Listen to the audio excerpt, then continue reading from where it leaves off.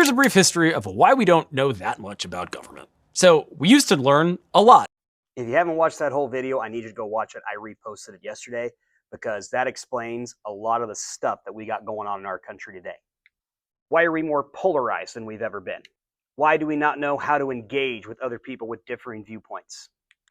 Why do more and more people fall for misinformation, disinformation, and lies than they ever have before at any point in our history? It's because we're not doing a good job of educating our students on how to be good citizens. We're not teaching civics the way that we should. And I've seen a lot of this firsthand. I might be guilty of some of this firsthand.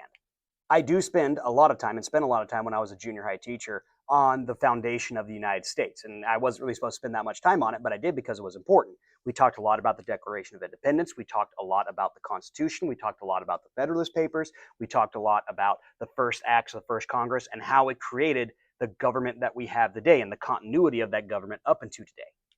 With my U.S. government classes now, we're currently covering the foundational period. We just got done talking about the Declaration of Independence. We're getting ready to move on to the Constitution and discuss and dissect and look at it. And how is it a living document? How is it a dead document? How do the things in the Constitution still affect us today? And why was it left in a way in such it was?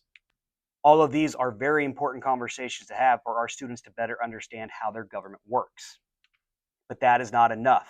We have to teach our students how to know fact from fiction, how to find good information, how to identify bad information, how to realize when someone is trying to use you, how to realize when someone is trying to inflame you, to make you do things, how you're being propagandized by everything out there is trying to propagandize you and advertise you, and how you are a product, you are not a consumer.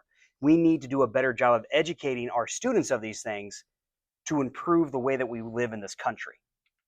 Our students need to know that they do have a voice in this government and that their voice is very important, and it's just as important as everyone else's.